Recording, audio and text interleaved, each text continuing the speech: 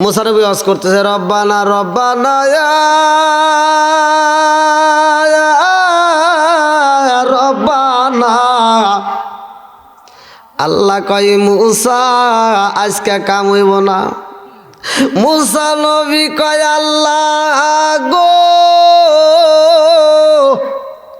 ও মালিক, জীবনে আমি যত দোয়া করলাম আমার দোয়া তো কোনোদিনই ফিরিয়া দাও না, আজকে আমার দোয়াটা কেন ফিরিয়া দিলা?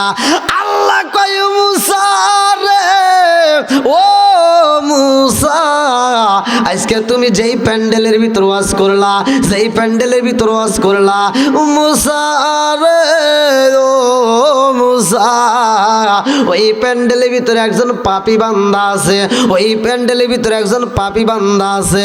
ওই পাপী বান্দা যতক্ষণ পর্যন্ত প্যান্ডেলে থাকবে ততক্ষণ পর্যন্তই আমি আল্লাহ তোমার দোয়া কবুল করব না। মুসা নবী কই প্যান্ডেলে কে আসো রে, জীবন ভর গুনাহ করছো, আজকেও গুনাহ করে প্যান্ডেলের ভিতর প্রবেশ করছো, এমন কোন ব্যক্তি আছে? কিরা এখন যদি আপনাদেরকে বলি জীবনে আম জাম যাই হোক চুরি করছেন, চুরি করে আজকে ডাব চুরি করে এই প্যান্ডেলের ভিতরে আসছেন, একটু ধারণ তো হাত তোলেন তো। তুলবো তুলবো সম্ভব? কি করব? ভয় লজ্জা, কতক্ষণ ঠিক কিনা? মুসা নবী কয় কে কে চুরি করছো, কে অপরাধী কোন ব্যক্তি আছো তাড়াতাড়ি হাত তোলো। এইবারে সেই ব্যক্তিটা গুনাহ করছে রে আমার টাঙ্গাইল জেলাবাসীরা, যেই ব্যক্তিটা পাপী ওই পাপী ব্যক্তি আর হাত তোলে না, ওই পাপী ব্যক্তি আর হাত তোলে না। এইবার মুসা নবী কয় যেই ব্যক্তিটা চুরি করছো গো, যেই ব্যক্তিটা পাপী সে চলে যাও চলে যাও। আল্লাহ কয় জিবরাইল যা যা যা আমার কালিমুল্লাহর বইলা দে, ওই পাপী ব্যক্তি মজলিস থেকে না উঠলে আমি আল্লাহ দোয়া কবুল করব না। মুসা নবী কয় কোন ব্যক্তি এই মুহূর্তে পাপ করছো, কোন ব্যক্তি চুরি করছো রে, তাড়াতাড়ি মজলিস থেকে চইলা যাও। এইবার যেই ব্যক্তিটা চুরি করছে রে ভাই, ওই ব্যক্তি তার মজলিস থেকে উঠতে পারে না। সে চিন্তা করে আজকে এই মজলিস থেকে যদি আমি উইটা যাই, সারা গ্রামের মানুষ যাই না যাইব আমি একটা চোর। কথা কন? সারা গ্রামের মানুষ জানবে আমি চোর। শুধু তাই না গো, আমার সন্তান কেউ বলবে চোরের বেটা, আমি এই অপবাদ নিতে পারবো না। এইবার চোর দুইটা চোখের পানি সাইরা দিয়া মজলিসের ভিতর কান্দে আর বলে রব্বানা যালামনা আনফুসানা ওয়া ইল্লাম তাগফির লানা ওয়া তারহামনা লানাকুনান্না মিনাল খাসিরিন।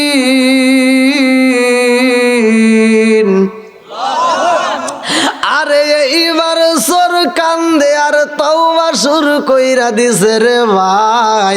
তওবা যখন শুরু কইরা দিছে, চোর তওবা করে কান্দে আর কয় আল্লাহ গো আজকে এই মজলিসের ভিতরে কথা দিলাম, আল্লাহ যদি আমারে মাফ কইরা দাও ও মালিক রে, আজকে কথা দিলাম এই মজলিসের ভিতর ওয়াদা করলাম আমার জীবনে আর কোনোদিন চুরি করব না, আমার জীবনে আর কোনোদিন পাপ করব না, আল্লাহ আমারে তুমি মাফ কইরা দাও। চোর চোখের পানি ফালা, এই পোলাপান কি মোবাইলে কি হয়েছে?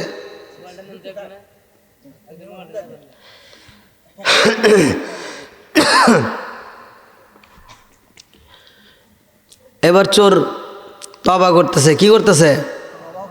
তওবা করতেছে। এমন তওবা করছে, এমনভাবে তওবা করছে, এমনভাবে তওবা করছে যেই তওবার কারণে আল্লাহর আরশে জোশ মেরে দিছে। জোরে কোন সুবহানাল্লাহ।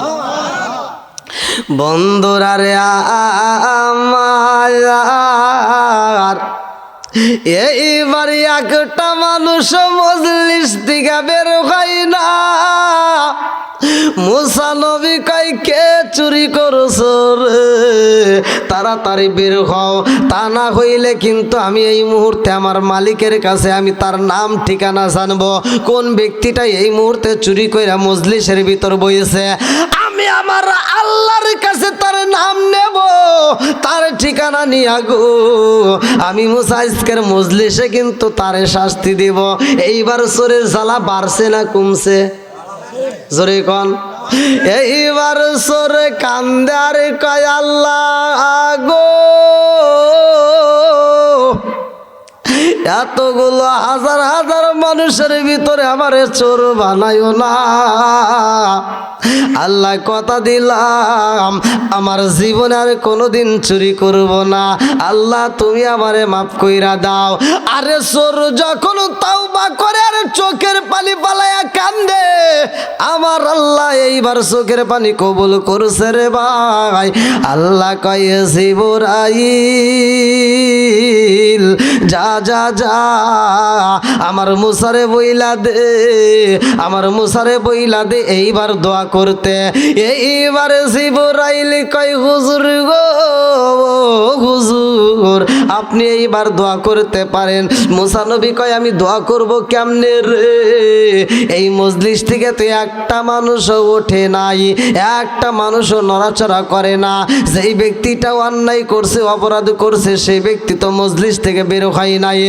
এইবারে জিবরাইল কয়, আল্লাহর হুকুম হয়ে গেছে নবী গো, আপনি এইবার দোয়া করতে পারেন।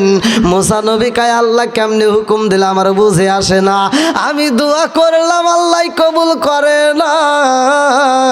আমার মজলিসের ভিতরে একজন পাপী বান্দা আছে। এইবারে জিবরাইল কয়, এই নবী গো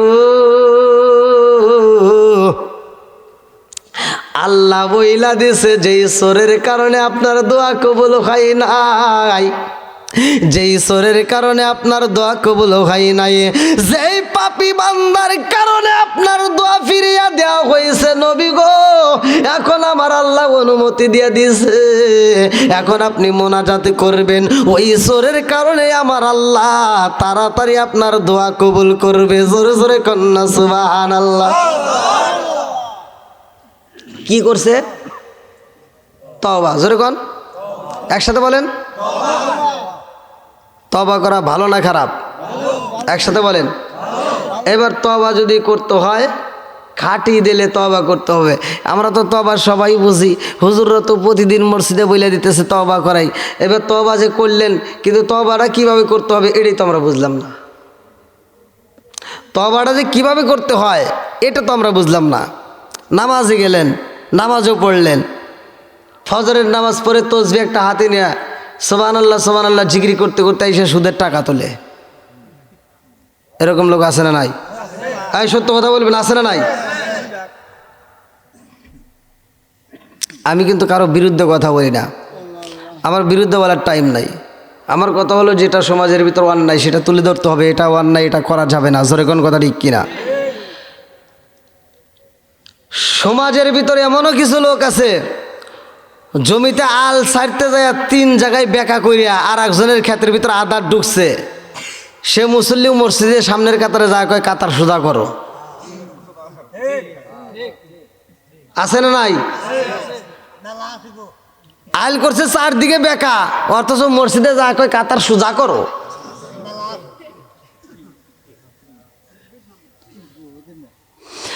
এত দুঃখ রাখবো কোথায়, রাখার জায়গা নাই ভাইরে। এত দুঃখ রাখবো কোথায়, রাখার জায়গা নাই। আমাদের এই কপালেতে শান্তি বুঝি নাই বাইরে, আমাদের এই কপালেতে শান্তি বুঝি নাই। এত দুঃখ রাখবো কোথায়, রাখার জায়গা নাই ভাইরে। এত দুঃখ রাখবো কোথায়, রাখার জায়গা নাই। আমাদের এই কপালেতে শান্তি বুঝি নাই বাইরে, আমাদের এই কপালেতে শান্তি বুঝি নাই। কথা কন। 5 ওয়াক্ত নামাজ পড়ে কপালে তার দাগ, মক্কাতে যাই নামের আগে লাগায় হাজি সাপ। কথা বলতে হবে। 5 ওয়াক্ত নামাজ পড়ে কপালে তার দাগ, মক্কাতে যাই নামের আগে লাগায় হাজি সাপ। চাদুকানে বসে হাজি টেলিভিশন চাই বাইরে, চাদুকানে বসে হাজি টেলিভিশন চাই। হিন্দি গানের তালে তালে পা দুটি নাচায়। এত দুঃখ রাখবো কোথায়, রাখার জায়গা নাই চাচা। এত দুঃখ রাখবো কোথায়, রাখার জায়গা নাই।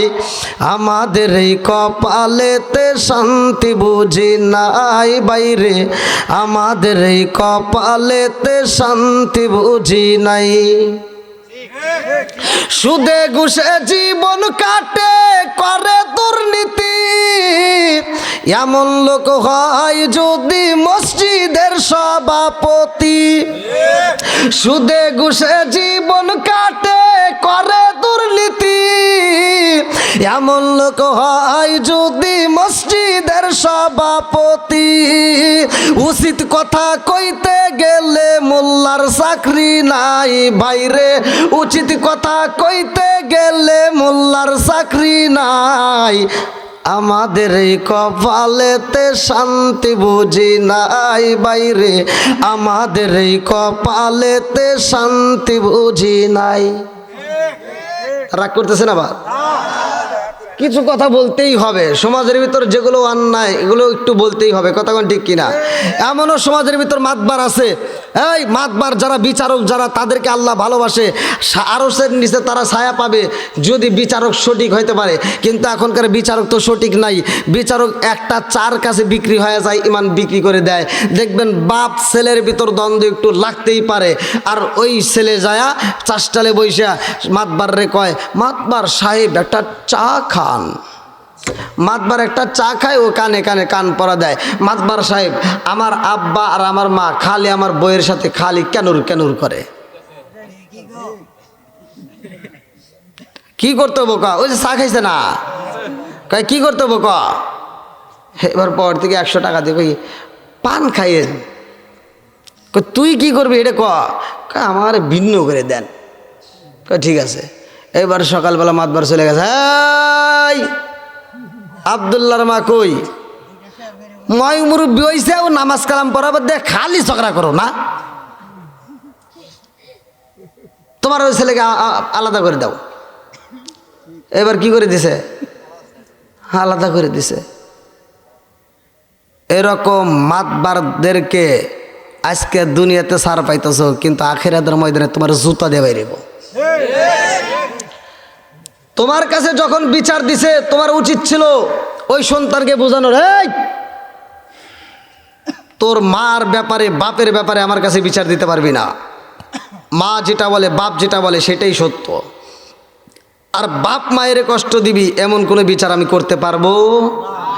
মা বাপকে বাদ দিতে হবে, মা বাপকে দেখতে হবে, মা বাপকে ভালোবাসতে হবে। আর যেই সন্তানগুলো মা বাবা বাচ্চা থাকতে মা বাবার পেটে ভাত দেয় না, অথচ মইরা যাওয়ার পরে সারা গ্রামের মানুষকে দাওয়াত দিয়ে খাওয়ায়, এরকম দাওয়াত আমরা চাই না। কথা কন না কে? যেই সন্তান বাচ্চা থাকতে মা বাপরে ভাত দিতে পারবে, মা বাপরে আত্মা ভরে খাওয়াইতে পারবে, মা বাপরে ভালো পোশাক পরাইতে পারবে, ওই সন্তান বাপ মা মারা গেলে যদি 10টা গরু জবাই করে অনুষ্ঠান করে, আমরা যাই সেখানে আত্মা ভরে দোয়া করবো। আর বাপ মা বাচ্চা থাকতে যারা ভাত দেয় না, মরিয়া গেলে যারা গরু জবাই করে গ্রামবাসী খাওয়ায়, ওরে যা সুতার বাড়ি দেবো। কথা কন না কে? ও তুমি জিন্দা থাকতে এক মুঠো ভাত দাওনি মা বাবার মুখে, মরলে খাওয়াও পাড়ার লোক ডেকে মন আমার, মরলে খাওয়াও পাড়ার লোক ডেকে। ও তুমি জিন্দা থাকতে এক মুঠো ভাত, ও তুমি জিন্দা থাকতে এক মুঠো ভাত দাওনি মা বাবার মুখে, মরলে খাওয়াও পাড়ার লোক ডেকে মন আমার, মরলে খাওয়াও পাড়ার লোক ডেকে। মাসে মাসে লক্ষ টাকা ব্যাংকে রাখো জমা,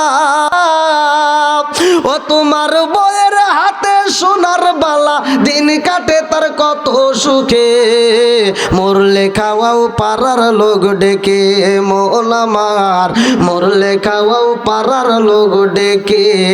আছে না নাই? আছে? এরকম করা যাবে? বাপ মা এমন একটা সম্পদ ভাই, এই ওয়াজ তো আমি করি নাই, স্বয়ং আল্লাহ করছে, আমার নবীও করছে। আল্লাহ বলছে ওয়াকদা রব্বুকা আল্লাহ তা'বুদু ইল্লা ইয়্যাহু ওয়া বিল ওয়ালিদাইনি ইহসানা। আপনারা বুঝবেন কিনা তা জানি না, যে আমার ভাইরা বুঝবে। আল্লাহ তাআলা বলছে ওয়া ওয়াসাইনাল ইনসানা বিওয়ালিদাইহি ইহসানা হামালাতুহু উম্মুহু কুরহা ওয়া ওয়াদাআতুহু কুরহা ওয়া হামলুহু ওয়া ফিসালুহু 30 শাহরা হাত্তা ইযা বালাগা আশুদ্দাহু ওয়া বালাগা 40 সানাতান ক্বালা রাব্বি আউযি'নি আন আশকুরা নি'মাতাকা আল্লাতী আন'আমতু আলাইয়া ওয়া আলা ওয়ালিদাইয়া ওয়া আন আ'মালা সালিহান তারদাহু আসলিহ লি ফি যুররিয়াতি ইন্নী তুবতু ইলাইকা ওয়া ইন্নী মিনাল মুসলিমিন। আল্লাহু আকবার কোন। বন্ধুরা রে আমার, মাকে ইহসান করো, তাদেরকে ভালোবাসো, তাদেরকে দয়া করো। আজ তো আমি করি নাই, আমার আল্লাহ করেছে। আমার নবী বলেছে হুমা জান্নাতুকা ওয়া মানারুকা, তোমার মা বাবা তোমার জন্য জান্নাত, তোমার মা বাবা তোমার জন্য জাহান্নাম। আমার টাঙ্গাইল জেলাবাসীরা রে, আজকের যেই মাহফিলটাই আমার ভাইজান করছে রে ভাই, মা হারাইছে রে বন্ধু, আর সারা জনম কাঁদলে ওই মারে আর ফিরা পাবে না। জোরে কোন কথা ঠিক কিনা? আরে মায়ের মতো বান্ধবী তালাশ কইরা পাওয়া যাইব না, বাপ নামক বন্ধুরে তালাশ কইরা পাওয়া যাইব না। এ ভাই, একটা বন্ধু যদি আর একটা বন্ধুর কাছে 10,000 টাকা ধার নেয়, সময় মতো না দিলে বন্ধুত্ব টেকে না, সম্পর্ক নষ্ট হয়ে যায়। কিন্তু বাপ নামক বন্ধুর পকেট থেকে জীবনে কত টাকা নিলাম গো, কোনদিন তো তোমার আমার বাপটা হিসাব রাখে নাই। জোরে কোন কথা ঠিক কিনা? আরে জনম দুকুলি মা বাবার মতো এমন আপন পৃথিবীতে কেউ হইতে পারে না রে ভাই। এই জনম দুকুনি মা সন্তানদের যতটা ভালোবাসে, এই পৃথিবীর বুকে কেউ আর অতটা ভালোবাসতে পারে না। জোরে কোন কথা ঠিক কিনা? আল্লাহর কাছে মুসা নবী কয় আল্লাহ গো, ও মালিক, আমি জানতে চাই তুমি বান্দারে কত ভালোবাসো, তুমি আমাদেরকে কত ভালোবাসো, তোমার সৃষ্টির বান্দাদেরকে তুমি কিরকম ভালোবাসো। আল্লাহ কয় মুসা, আমার বান্দাদেরকে আমি কেন ভালোবাসি, কত ভালোবাসি জানো নি? মুসা নবী কয় আল্লাহ আমার জানতে বড় ইচ্ছা হয়। আল্লাহ কয় মুসা রে, আমি কত ভালোবাসি রে মুসা, জানতে যদি হয় যাও যাও যাও, তোর পাহাড়ের পাশে আর একটা পাহাড় আছে, ওই পাহাড়ে দাঁড়াইয়া দেখবা। আল্লাহু আকবার কোন।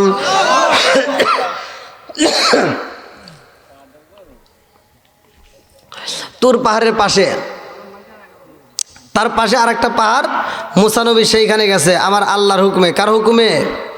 জোরে কোন। আরে মুসা নবী পাহাড়ের পাশে যাইয়া রে,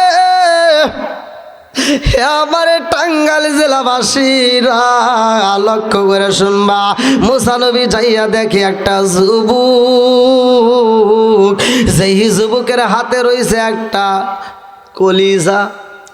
আরে যুবকটা মানুষের কলিজা নিয়ে তর তর করে কাঁপতেছে, আর চোখের পানি বালায়া কান্দে রে ভাই। যুবকটা কান্দে, মুসা নবী এই দৃশ্য দেখে ডাক মারছে, কি ব্যাপার? এইবার মুসা নবী কয় বুঝি না গো, এই এই যুবকটা মানুষের কলিজা নিয়া কান্দে। আল্লাহ কয় মুসা যাও যাও যাও, তুমি তো আমার কাছে শুনতে চাইছো আমি বান্দারে কত ভালোবাসি। ও মুসা, এই যুবকের সাথে তুমি সাক্ষাৎ করবা, এই যুবকের সাথে কথা বলবা। মুসা নবী কয় যুবক রে, ও যুবক তুমি কেন কান্দতেছো? চোখের পানি ফালাইয়া কান্দ। যুবক কান্দে আর কয় এ নবী গো,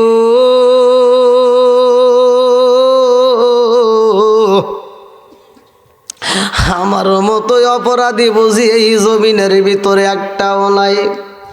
যুবক কান্দার কই নবী গো, আমি কইলাম পাপী, আমার মতো পাপী বুঝি এই জগতে একটাও নাই। মুসা নবী কই যুবক রে, তোমার হাতে কি দেখা যায়? যুবক কান্দে আর কই নবী গো, আমার হাতে একটা মানুষের কলিজা দেখা যায়। আল্লাহু আকবার কম। এইবার মুসা নবী কয় মানুষের কলিজা তোমার হাতে আইলো কিভাবে রে যুবক? ও যুবক, মানুষের কলিজা তুমি কোথায় পাইলা? এই যুবকটা কান্দার কয় নবী গো, আমার হাতে যেই কলিজা দেখতে পান নবী গো, এই কলিজা মানুষের কলিজা, অন্য কোনো মানুষের না। এইটা আমার জনম দুঃখনি মায়ের কলিজা। চিৎকার মেরে কন্যা আল্লাহু আকবার। আর কারে ডাকিব মাগো মা বলিয়া, মাই যে আমায় ছেড়ে গেল জনমের লাগিয়া। আর কারে ডাকিব, আর কারে ডাকিব মাগো মা বলিয়া, মাই যে আমায় ছেড়ে গেল জনমের লাগিয়া। আর কারে ডাকিব, আর কারে ডাকিব মাগো মা বলিয়া, মাই যে আমায় ছেড়ে গেল জনমের লাগিয়া। আর কারে ডাকিব, হায় হায় রে কি ব্যথা পাইয়া মাগো আমায় ছেড়ে গেল, কি ব্যথা পাইয়া মাগো আমায় ছেড়ে গেল। মুখ খুলিয়া একবার মায়ে আমার ডি কইল, হায় হায় রে কি ব্যথা পাইয়া মাগো আমায় ছেড়ে গেল। মুখ খুলিয়া একবার মায়ে আমার ডি কইল, মনের কথা মনে মায়ে রাখলো সাপাইয়া। আর কারে ডাকিব, আর কারে ডাকিব মাগো মা বলিয়া, মাই যে আমায় ছেড়ে গেল জনমের লাগিয়া। আর কারে ডাকিব, আর কারে ডাকিব মাগো মা বলিয়া, মাই যে আমায় ছেড়ে গেল জনমের লাগিয়া। আর কারে ডাকিব। এইবার যুবক কান্দে আর কয় নবী গো,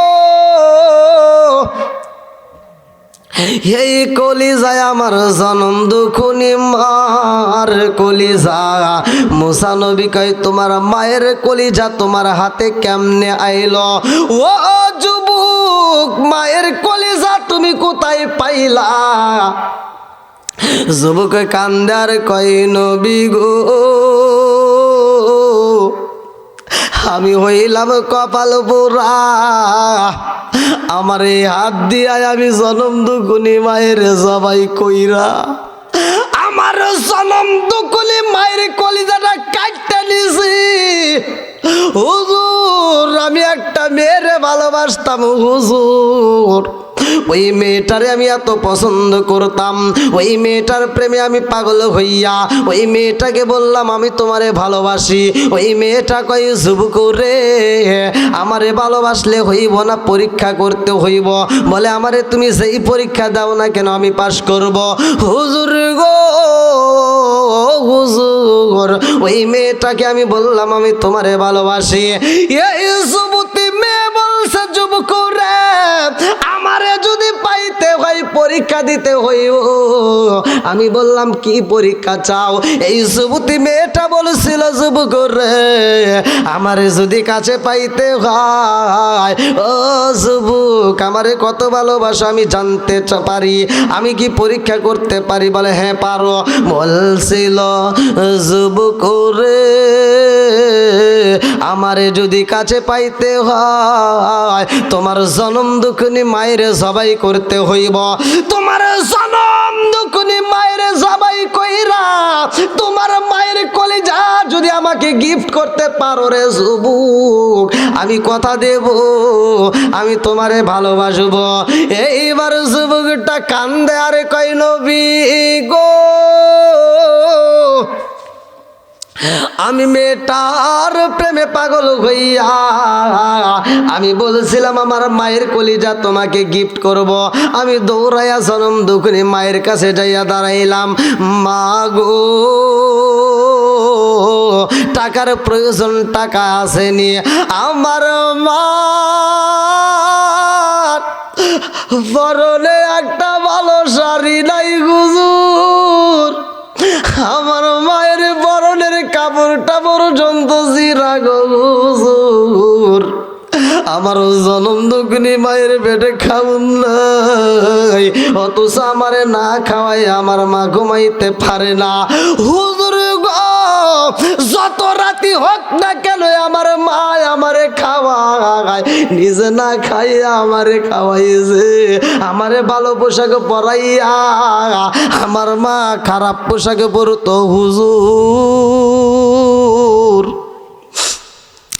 আমি যখন আমার মায়ের কাছে পয়সা চাইলাম একটা ছুরি কেনার জন্য, আমার জনম দুঃখিনী মা রান্নাঘরে যাইয়া ছোট পাতিলের ভিতর হাত দিয়া কিছু মুদ্রা বাইর করে, ঘরের ভিতরে ক্ষেতের নিচে, বালিশের নিচে, পাথরের নিচে দিকে কিছু পয়সা বের করে। হুজুর গো, আমার মা কোথার দিকে টাকা বাইর কইরা আমার হাতে তুইলা দিছে, অথচ আমার মা একটা ভালো খাউন খাই নাই, ভালো বাজার করে নাই, ভালো পোশাক নিজের জন্য কোনোদিনই কেনে নাই। আমারে যখন টাকা তুইলা দিছে গো, আমি সেই টাকা নিয়ে বাজারে যাইয়া ছুরি কিনলাম। হুজুর, আমি হইলাম কপাল পোড়া, আমি ছুরি কিনিয়া যখন বাড়ির দিকে রওনা করলাম, আমার মায়ের সবাই করার জন্য আমি দৌড়ে যাইতেছি, আমার পায়ের শব্দ আমার জনম দুঃখিনী মায়াজ পাইয়া গেছে গো। আমার মা ঘরের দরজার সামনে দাঁড়ায়া কয়, আইরে জাদু আয়, কই গেছিলা রে জাদু, তোমার ঠোঁটটা শুকায়া গেছে, খাউন খাও। আমি বলছিলাম, মা আজকে আমি খাউন খাবো না রে মা, আজকে খাউন খাবো না, আজকে আমি তোমার কলিজা চাই। আমার মা বলছে, বাবা, ও বাবা মানিকে রে, আমার কলিজা নিয়া কি করবা? ও বাবা, আমি তোমারে কত ভালোবাসি জানতে চাইছো? ও বাবা রে, ও বাবা, আমার কলিজার চাইতে আমি তোমারে বেশি ভালোবাসি। জোরে জোরে কন্যা সুবহানাল্লাহ।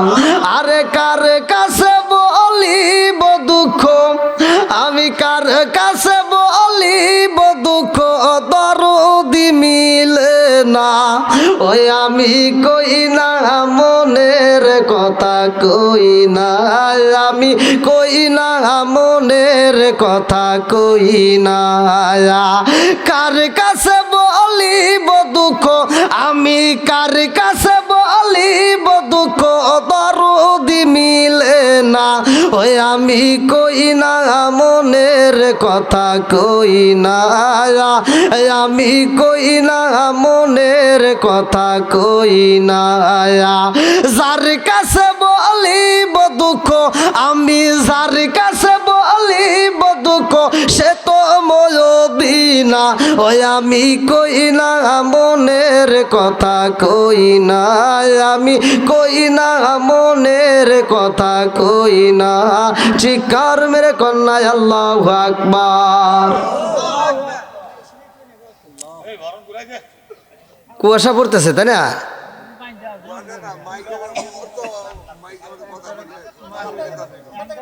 হ্যাঁ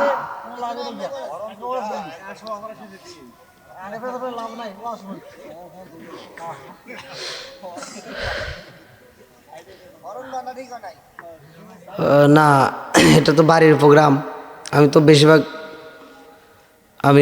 অধিকাংশ মাহফিল আমার মসজিদ মাদ্রাসা কবরস্থান, মসজিদ মাদ্রাসা কবরস্থান প্রতিদিন। গত রাত্রে আপনাদের ময়মনসিংহ এই কোন থানায় করলাম?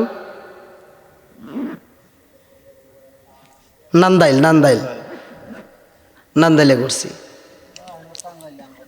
হ্যাঁ, তো আমার প্রতিটা মাহফিলে আমি বলে দিই যে দুইটা সাউন্ড বক্সের ব্যবস্থা রাখতে, যাতে মুসল্লির কষ্ট না হয়। 2টা সাউন্ড বক্স রাখলে দেখা যায় মুসল্লির নিরিবিলি আলোচনাগুলো শুনতে পারে, কোনো শব্দ হয় না। মাইক থাকে বাইরে, ভিতরে থাকে সাউন্ড বক্সের আওয়াজ, আমার জন্য সুবিধা হয়। আমি যে আপনাদের এখানে কিন্তু অনেক জোরে কথা বলতেছি, যদিও আমার গলা নষ্ট, এটা আল্লাহর অশেষ রহমত। আল্লাহ আমাকে অনেক ভালোবাসে। আমি এই যে স্টেজ থেকে নাইমে যাবো, আমার সাথে কথা বলবেন, মনে হবো যে হুজুরের গলা একবারে দাবা। কিন্তু আমি যখন স্টেজে উঠি, আল্লাহর অশেষ রহমত, আল্লাহ আমাকে এতটা ভালোবাসে, আমি কিছুক্ষণ কথা বলতে বলতে অটোমেটিক আমার গলা ক্লিয়ার হয়ে যায়। স্বয়ং আল্লাহ ক্লিয়ার করে। কে করে? জোরে কোন? গলাটা দিছে কে? আমি তো ক্যানভাসারি করি। কার? আমাকে এক ক্যানভাসার বলতে, হুজুর আপনি এই যে চিল্লানি পারেন, তারপরে আপনি গলা পড়ে না। কলম বেটা আমার গলা পড়বো কে? কয় আমরা তো একদিন ওষুধ বেচলে দ্বিতীয় দিন বেচতে পারি না। কারণ তোর সাথে তো আমার তুলনা হয় না, কারণ তুই করস একটা কোম্পানির ক্যানভাসার, আর আমি করি আর একটা কোম্পানির। জোরে কোন কথা ঠিক কিনা? তোর কোম্পানির কি পাওয়ার আছে তা জানি না, কিন্তু আমার কোম্পানির পাওয়ার আছে। কথা কন? তুই কোম্পানির বিক্রি করতে, ওষুধ বিক্রি করতে যা মিথ্যা কথা বলতেছোস। একটা কোম্পানির ওষুধ বিক্রি করতে যা বলতে যায়, ফাইলের দাম মাত্র 50 টাকা 50 টাকা 50 টাকা। না, এই ফাইলটা টাঙ্গাইল জেলার জন্য মাত্র 30 টাকা 30 টাকা 30 টাকা 30 টাকা। কথা কন? আর আমি এমন একটা কোম্পানির প্রচার করি, স্বয়ং আমার মালিকের আমার গলা পড়বে কেন? পড়লে তড্ডা পড়বে। জোরে কোন কথা ঠিক কিনা? আপনাদের কষ্ট হচ্ছে? শেষ করে দেব? 11টা পর্যন্ত তো চালান যাবে নাকি কন? কয় কি এটা কি সম্ভব? এই যে পাগলটা আমার আসতেছে, একটু বসার সুযোগ করে দেন। আল্লাহু আকবার কন। নবীর প্রেম যার ভিতর আছে তার তো চোখে ঘুম থাকবে না। কথা কোন ঠিক কিনা? নবীর প্রেম যার ভিতর আছে সে তো ঘরের ভিতর বসে থাকতে পারবে না। জোরে কোন কথা ঠিক কিনা? এটা আমরা গভীর রাত্রে এখন একটু আমার নবীর শানে একটা শান গিয়ে আমার নবীরে খুশি করবো। একসাথে বলেন, ও নবীর প্রেমিকেরা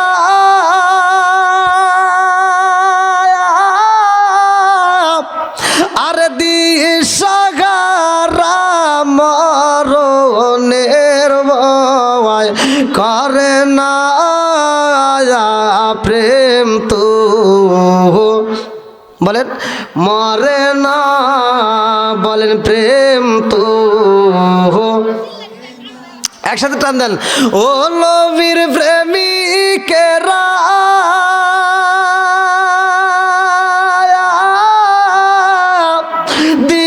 দিশাহারা মরণের ভয় করে না প্রেম তো। বলেন প্রেম তো। প্রেম কইরাছে আই মুসা নবী তোর পাহাড়ে গেলে তিনি গো। প্রেম কইরাছে আই মুসা নবী তোর পাহাড়ে গেলে তিনি গো। ওরে খুদার নূরে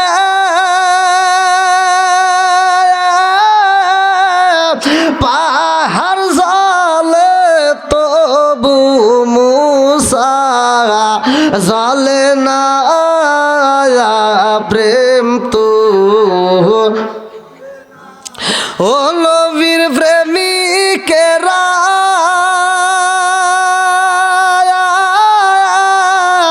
দিশাহারা মরণের ভয় করে না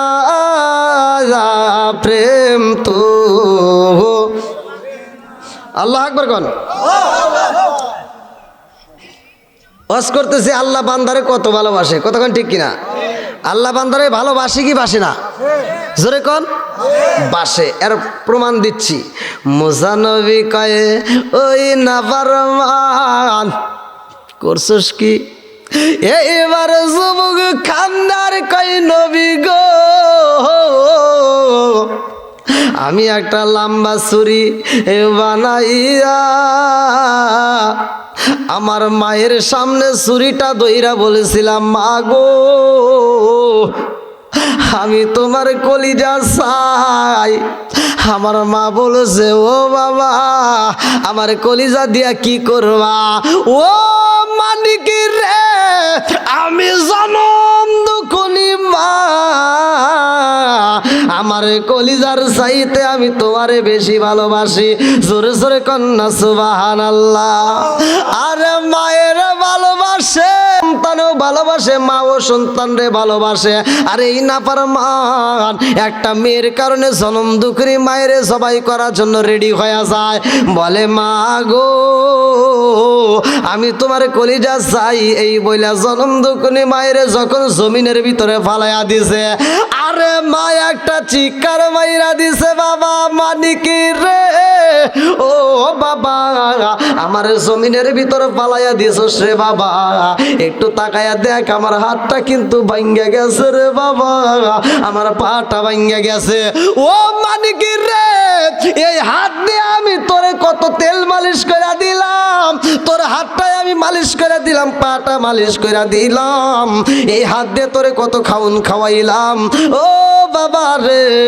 আজকে আমার সেই হাতটা তুমি ভাঙ্গা দিলা এইবার সন্তানের ভিতর তার উপর মায়া লাগে না বলে মা গো মনে কিছু কইরো না আমি তোমারে সবাই করতে চাই এই বইলা গলার ভিতরে যখন ছুরি চালায়া দিছে রে বুকটা চিরিয়া কলিজাটা বাইরে কইরা কলিজাটা হাতে নিয়ে প্রেমিকারা বাড়িতে রওনা দিছে যাওয়ার পথে রাস্তার ভিতরে উচটকায়া পইরা যায় হাতের কলিজাটা 3 থেকে 4 হাত দূরে যখন সিটটা গেছে রে ভাই এইবার কলিজাটা দূরে যখন সিটটা পইরা গেছে সন্তানটা পইরা পায়ে ব্যথা পায় ঠোঁটটা কাইটা যায় আর মা সামনের দিকে তাকাইয়া কলিজার দিকে তাকাইয়া কানের ভিতরে একটা আওয়াজ আসে কলিজার থেকে একটা আওয়াজ আসে এ বাবা মানিকি রে পইরা যায়া ব্যথা পাইছনি আরে কলিজার আওয়াজ পাইয়া যুবক চিন্তা করে আল্লাহ বুঝি না রে আল্লাহ যে মায়ের জবাই কইরা বালাইছি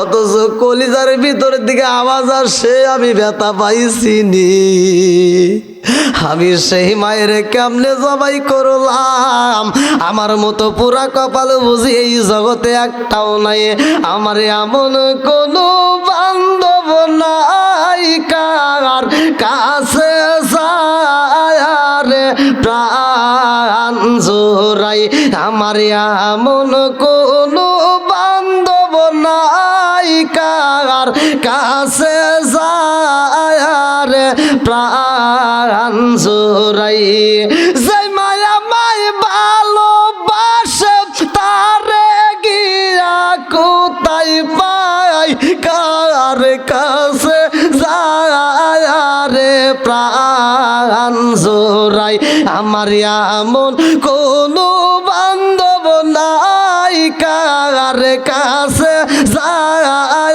রে প্রাণ জোড়াই আমার এমন কোনো বান্ধব নাই কার কাছে রে প্রাণ জোড়াই যারে আমি ভালোবাসি তারে গিয়া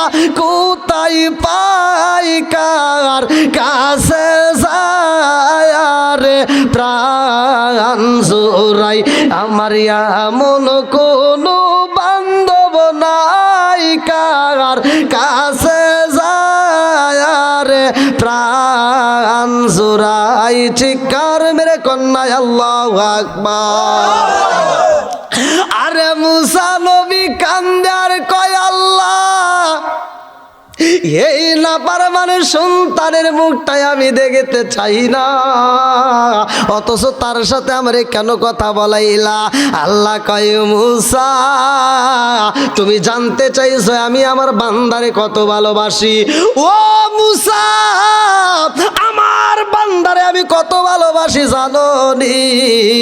আমি আল্লাহর ভিতরে যতটুকু দয়া যতটুকু ভালোবাসা আছে গো, এই ভালোবাসাকে 100 ভাগ ভাগ করলে 100 ভাগের মধ্য থেকে 99টা ভাগ আমার ভিতর রাইখা মাত্র একটা ভাগের কিছু অংশ জনম দুঃখী মায়ের কলিজায় পড়ছে। আল্লাহু আকবার কোন।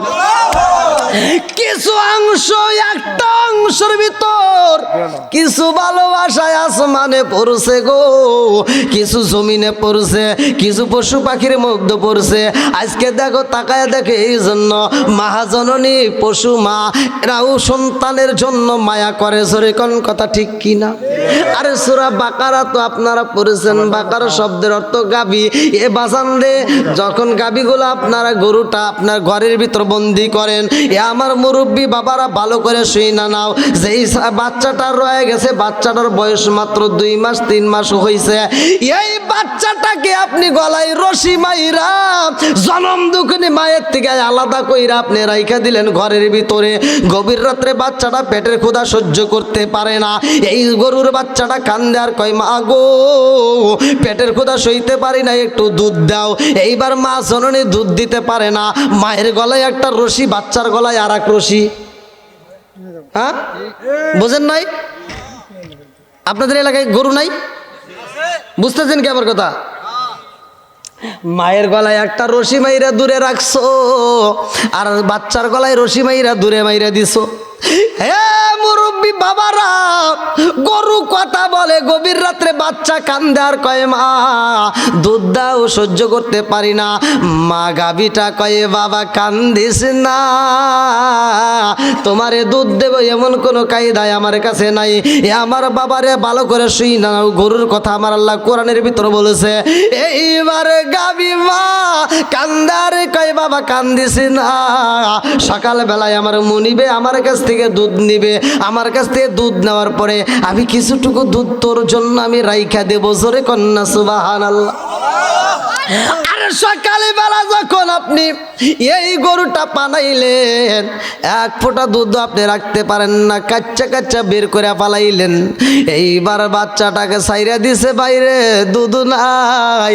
বাচ্চাটা খাইতে যাই দুধ পাই না, বলে মা গো তুমি তো সকালবেলা দিতে চাইলা, এখনো তো দুধ নাই।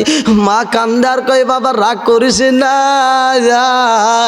আজকে যারা আমার দুধ বের কইরা দিছে রে, আমার আল্লাহ আমাদেরকে সৃষ্টি করেছে ওদের খেদমত করতে। ও বাবা রাগ করিস না, ওরা আমাদের দুধ খাইয়া ওরা আল্লাহর শুকরিয়া আদায় করব।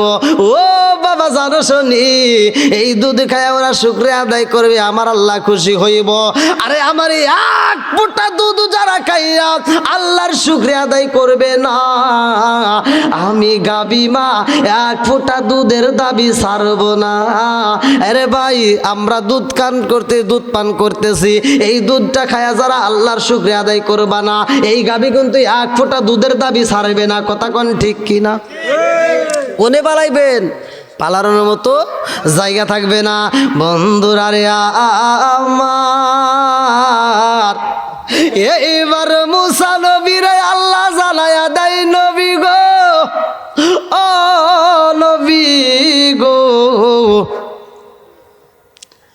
আমি আল্লাহর ভিতরে 99 ভাগ ভালোবাসা রয়ে গেছে, মাত্র 1 ভাগের কিছু অংশ মায়ের কাছে পড়ছে, কিছু অংশ মায়ের কাছে পড়ার কারণে সন্তানরা এত ভালোবাসে। কথা কোন ঠিক কিনা? মসজিদের ইমাম পাল্টানো কিন্তু অন্টুর ব্যাপার। মাসের ভিতর 4টে ইমামও পাল্টান যায়। কথা কোন ঠিক কিনা? কিন্তু কমিটি পাল্টান যায়? কথা কোন যায় না। ওয়াজ কোনাই করব। বিচারক মাতবার তালাশ করে দেখেন, ও হঠাৎ একদিন মসজিদে গেছে, যা দেখে হুজুরে আসতে দেরি হয়েছে। হ্যাঁ, বেতন দেই হুজুর কো কথা কোন জারি আছে না নাই? এমনও মুসল্লি আছে জীবনে একবারও নামাজে যায় না, হঠাৎ একদিন গেছে, ও যা দেখে হুজুর নাই, হয় না? গর্ব হয়ে যায়। আচ্ছা, এবার শোনেন, আবার কিছু লোক আছে শুধু শুধু ঈদের নামাজ পড়ে, ও জীবন নামাজেও যায় না। মানে শয়তানের কাছে এক গোছা চাবি ছিল। আল্লাহ রসুলের কাছে যখন সাহাবিরা একসাথে ভ্রমণ করতেছে, এমন সময় এক সাহাবি আওয়াজ পাইছে, আর পর আর একটা সাহাবি আওয়াজ পায়, আমার নবীও আওয়াজ পাইছে। এবার সাহাবি প্রশ্ন করছে, হুজুর এই আওয়াজটা আসলো কোথার থেকে? বলে এই আওয়াজটা করছে ইবলিশ শয়তান। কয় একটু জীবনে শয়তান দেখি না, আজকে শয়তান দেখবো। কথা কি বুঝতেছেন? জীবনে শয়তান দেখি না, একটু শয়তান দেখবো। তো বলতেছে শয়তান দেখতে চাও? কয় হ্যাঁ দেখবো। কয় না, দেখা যাবে না। এবার সাহাবিরে মানতেছে না, সাহাবিরা কয় হুজুর দেখবই। তখন আল্লাহ রসুল বলে ঠিক আছে, তোমরা দেখতে চাচ্ছ? তখন শয়তানরা ডাক দেওয়া হয়েছে। সে এইরকম একটা জুব্বা পইরা একটা ভাব নিয়ে আইছে, গলায় একটা তসবি, হাতে এক গোছা চাবি। আর দেখে মনে হইতেছে না জানি কত বড় দরবেশ। এই চাবির ব্যবহার সম্পর্কে সাহাবিরা কয় হুজুর এ কি, এ তো মনে হইতেছে আমার সে তো বেশি আমল করে। কয় না, এটা দরবেশ ভাব নিছে। কি নিছে? তো বলতেছে যে এই চাবি দিয়ে কি করে? কয় এটা বলা যাবে না। ইবলিস শয়তানকে প্রশ্ন করতেছে, কয় সব কথা উত্তর দেবো, এটা দেবো না। কয় না, এটা আমার সাহাবীরা শুনতেছে, দিতেই হবে। কিছু চাবি চকচক করে, কিছু চাবি জং ধরছে, কিছু চাবি একবার জং ধরেছে, এর কারণ কি? এবার সাহাবীরা মানতেছে না, সাহাবীরা শুনবে। তা আল্লাহ রসুল বলতে তাহলে একটু আমার সাহাবীদেরকে শুনে দাও। তখন বলতেছে এই চাবিগুলো আমি ব্যবহার করি কিসে হুজুর? আমি তো এটা বলতে চাই নাই, কিন্তু আপনি ছাড়তেছেন না তাই বলতে হচ্ছে। কারণ এই চাবিগুলো আমি ব্যবহার করি যখন মসজিদে মুয়াজ্জিন আযান দেয়, তখন এই চাবিগুলো আমার ব্যবহার করতে হয়। সূরা কান সুবহানাল্লাহ। আবি হুরায়রা থেকে একটা হাদিস বর্ণিত, আনিবনি আবি হুরায়রা রাদিয়াল্লাহু আনহু ক্বালা ক্বালা রাসূলুল্লাহ সাল্লাল্লাহু আলাইহি ওয়াসাল্লাম আর আইতুম লাউ আন্না নাহরান বিবাবি আহাদিকুম ইয়াগসিলু ফিহি কুল্লা ইয়ামান খামসান হাল ইয়াবকা মিন দারনি শাইউন ক্বালু ফাযালিকা মাসালুস সালাতি খামসা ইয়ামহুল্লাহু বিহিন্নাল খাতায়া। রাওয়াহুল বুখারী, বুখারীর হাদিস, সহিহ হাদিস, নির্বাচিত হাদিস, পৃথিবীর কোনো আলেম উল্টাইতে পারবে না। আল্লাহ রাসূল বলছে, আবি হুরায়রা থেকে হাদিসটি বর্ণিত, তিনি বলেন রাসূল করিম সাল্লাল্লাহু আলাইহি ওয়াসাল্লাম বলেছেন, আর আইতুম লাউ আন্না নাহরান বিবাবি আহাদিকুম ইয়াগসিলু ফিহি কুল্লা ইয়ামান খামসান হাল ইয়াবকা মিন দারনি শাইউন ক্বালু ফাযালিকা মাসালুস সালাতি খামসা ইয়ামহুল্লাহু বিহিন্নাল খাতায়া। হে সাহাবীরা, তোমাদের কারো বাড়ির সামনে চলমান যদি একটা নদী থাকে, আর ওই নদীর ভিতর করে একটা সাহাবী দিনের ভিতর যদি 5 বার গোসল করে, তার কি ময়লা থাকবে? এবার সাহাবীরা বলতেছে আল্লাহ এবং রাসূল ভালো জানে। আমার নবী বলে তোমরা উত্তর দাও, তোমরা বলো তার দেহে কি কোনো ময়লা থাকবে যে দিনের ভিতর 5 বার গোসল করবে? সাহাবীরা বললেন ইয়া রাসূলুল্লাহ, ইয়া হাবিবাল্লাহ, যেই ব্যক্তিটা দিনের ভিতর 5 বার গোসল করবে তার দেহে ময়লা থাকতে পারে না। আমার নবী বললেন আর আইতুম লাউ আন্না নাহরান বিবাবি আহাদিকুম ইয়াগসিলু ফিহি কুল্লা ইয়ামান খামসান হাল ইয়াবকা মিন দারনি শাইউন ক্বালু ফাযালিকা মাসালুস সালাতি খামসা ইয়ামহুল্লাহু বিহিন্নাল খাতায়া। হে আমার সাহাবীরা, যেই ব্যক্তিটা দিনের ভিতর 5 ওয়াক্ত নামাজ নিয়মিত আদায় করবে তার কোনো গুনাহ থাকতে পারে না। তাহলে নামাজের দরকার আছে না নাই? কতক্ষণ আছে? চাবিগুলো ব্যবহার করে যখন যেই ব্যক্তিটা নিয়মিত নামাজ পড়ে, ওই চাবিটা ইবলিশ শয়তান আগে হাতে নেয়। ওই চাবিটা দিয়ে তারে খোঁচায়, যাস না, ওয়াক্ত আর রাখা যাবে না, ও মসজিদে যাবেই। কতক্ষণ? ও তো মসজিদে যাবে। আচ্ছা, মসজিদের যে মুয়াজ্জিন, হ্যার কষ্ট বেশি নাকি ইমামের কষ্ট বেশি?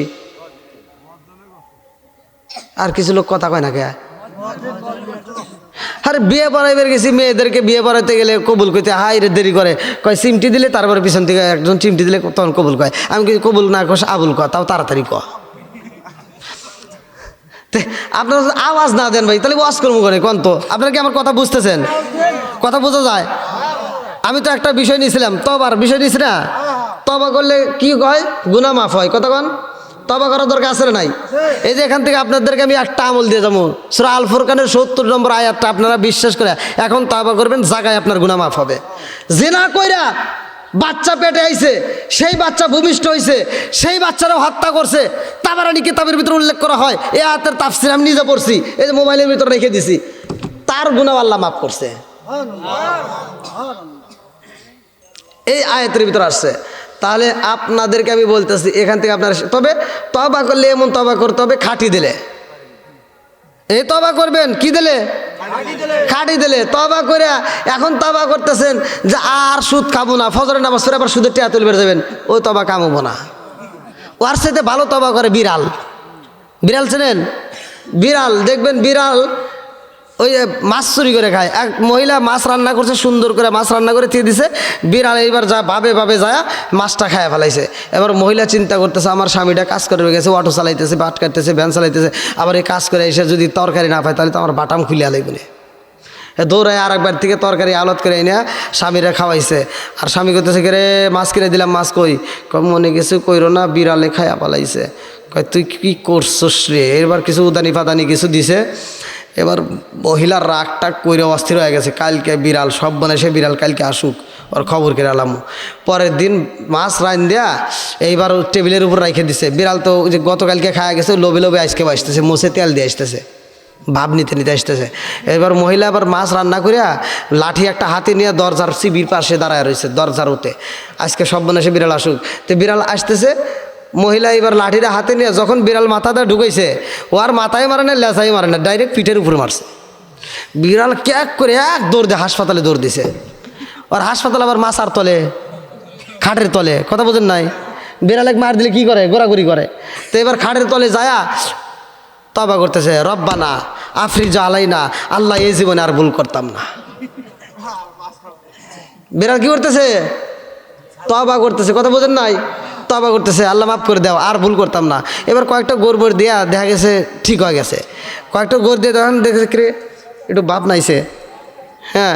এবার দেখেছে শরীর তো আগের মতো হয়ে গেছে। এখন করতেছে আল্লাহ আমি যে তওবা করছিলাম ওটা কবুল করো না, ওটা কি কবুল করো না, কারণ আমার তার জাল ধরি নাই যে আমরা মাইরে মাইরে খামু। তাহলে এই ওরা মাছ কিনে আনবো বা মাইরে আনবো, ওরা রান্না করবো, আমাকে এই মাঝে মাঝে চুরি করে খাওয়া লাগবো, আর মাঝে মাঝে বাড়ি খাওয়াই লাগবো। এই তওবা করে কাম হইব? তওবা যদি করতে হয় খাঁটি দিলে করতে হবে। যেই গুনার থেকে তওবা করবেন ওই গুনাহ আর দ্বিতীয়বার করা যাবে না। এখন মনে মনে ভাবতেছে হুজুর আগের অবস্থায় ভালো ছিল, তাই না? তো যাই ভাই, অনেক রাত পর্যন্ত কথা বলছি, দীর্ঘ সময় কথা বললাম আপনাদের মাঝে। তে যতটুকু কথা বলেছি এর ভিতরে আপনাদেরকে একটা দৃষ্টান্ত দিয়েছি, মায়ের ভালোবাসা, আল্লাহর ভালোবাসা, নামাজের কথা। আসলে একসাথে তো ওয়াজ করা, এত ওয়াজ দেওয়া সম্ভব না, তাই না? একটা বিষয়ের উপর যদি আমি কথা বলতে চাই, কমসে কম আমার 3 ঘন্টা সময় দিলেও ওই বিষয়টা শেষ করা সম্ভব না। তারপরেও চাই যে না, মুসল্লিদেরকে একটু বেশি বেশি করে দিয়ে যাব, অল্প অল্প করে দিই, কিন্তু চতুর্দিকে যেন তারা বোঝে। এবার আপনাদেরকে আমি বলতে চাই, যাদের মা বাবা জীবিত আছে, মা বাবার খেদমত করার দরকার আছে না নাই? আজকে আপনার মায়ের যদি আপনি কষ্ট দেন, আপনার বাপরে আপনি কষ্ট দিবেন, আপনি যতটুকু কষ্ট দিবেন আপনি লিখে রাখেন, তার চেয়ে বেশিটুকু আপনি পাবেন। কথা বোঝেন নাই? যতটুকু দিবেন তার চেয়ে বেশিটুকুই পাবেন। এজন্য বাপ মায়ের কষ্ট দিয়েন না। যাদের মা বাবা জীবিত আছে আল্লাহ দীর্ঘ হায়াত দান করুক, সবাই কোন আমিন। আরেকটু জোরে কোন আমিন। 5 ওয়াক্ত নামাজ নিয়মিত আদায় করবেন, হালাল খাবেন, দোয়া করবেন, দোয়া কবুল হবে। হারাম খাবেন, সারা জীবন দোয়া করবেন, দোয়া কবুল হবে না। ভাই, আরশের নিচে ছায়া পাবে যারা সমাজের মাতবার। কথা কি বুঝতেছেন? যারা সমাজের মাতবার, যদি ন্যায় বিচার করতে পারে। ন্যায় বিচার করার জন্য সবাই আল্লাহ তৌফিক দিন, সবাই বলুন আমিন। তো ভাই, দীর্ঘ সময় কথা বললাম। আমার ভাইজান সুন্দর একটা, আপনি এখন আসলেন, দেখেন